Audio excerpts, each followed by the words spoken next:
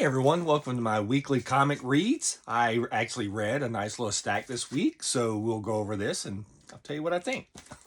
So first up was Amazing Spider-Man, we're up to 19 now. This is another Peter in Space episode. He's basically now decided that it is time for him to go back to Earth and face the consequences of basically him having to fight or get knocked into space like he did. So he's ready to go back home, and this is about us trying to get him there. Or not us, but his group trying to get him there. Next up is Absolute Green Lantern. We're now dealing with... It's finally getting to the point where everyone's trying to figure out what these Green Lanterns are and what the symbol from space was. And this is probably one of the more decent sci-fi books coming out right now to me. Blue Falcon and Dynomutt. I got this as I, grew up on watching the animated series like years ago. There was a handful of episodes, not the behind the desk anchor one, but the original.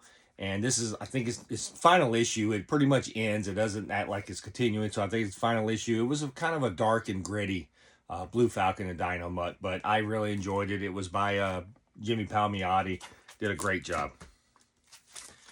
Absolute Superman, we're up to 15. This starts off the new story arc. We get Clark Kent now. We get living in Smallville. We actually get a new costume that's more blue instead of black. So he's trying to come out into the light a bit more, but he's still trying to save everyone. And in this absolute world, it's really, really hard. Batman number 5.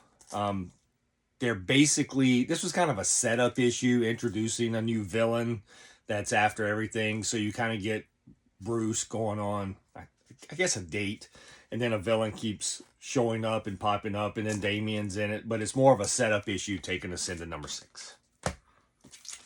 Night Fight number 3. This is actually what I consider the best Batman book coming out right now. Batman deals with I guess the future Red Hood in this one is Batman, and then he's jumping around in time as this is part of the DCKO. So it's kind of all a mind game with the heart. That's the KO piece of this. Everyone's searching for it, but it's messing with Bruce, and so we kind of get it jumping around. But he deals with Red Hood in here, and then we finally get Damian, and leading into the last issue, of course.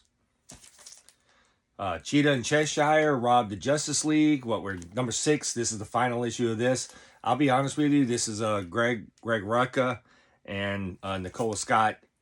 This series I have loved. It has been my favorite series. It's been coming out for a while. It's like a caper movie, basically like a caper movie, but it is handled so much better. Greg Rucka is a master at stuff like this. The art is beautiful, and the way it ends is the best. If you have not read this series, I highly suggest you either find in the singles or wait till the trade comes out and get it, because it's amazing. Rivals, Marvel Rivals, The Cities of Heaven. These books are just kind of silly. It's kind of about Luna Snow just going around in these different places. She finds a Doomhead. There's some karaoke involved. It's just pure silliness. So if you're into the Rivals game or not, you just want kind of some silly stuff, this will be it for you. X-Men 23. This is the Age of Revelation epilogue. I'll be honest with you. I think this has been the best part of the Age of Revelation right here. Is this single issue, is the epilogue. We deal with the future Scott's brain inhabiting the current Scott's body, and basically just in the first few pages kind of taking out the X-Men, and it was pretty badass. So I enjoyed this issue a lot. And then finally we'll get to the Hellboy universe. So we got Hellboy and the BPRD, the ghost ships of Labrador.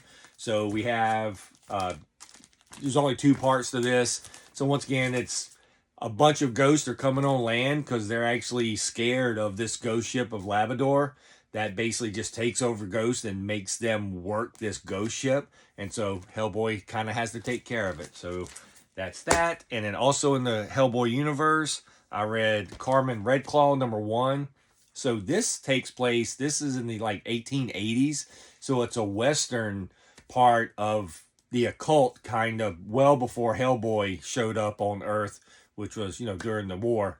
And so it was kind of cool to see how the time played out in the 1880s and what was going on during that time for like the occult before there was a BPRD and Hellboy. So anyway, that was the stuff that I have read this week. There was a lot of good stuff in there, and I hope you're enjoying the stuff you're reading. As always, we'd always love to hear what you're reading, and we always want you to enjoy your read, and we will talk to you later. Bye.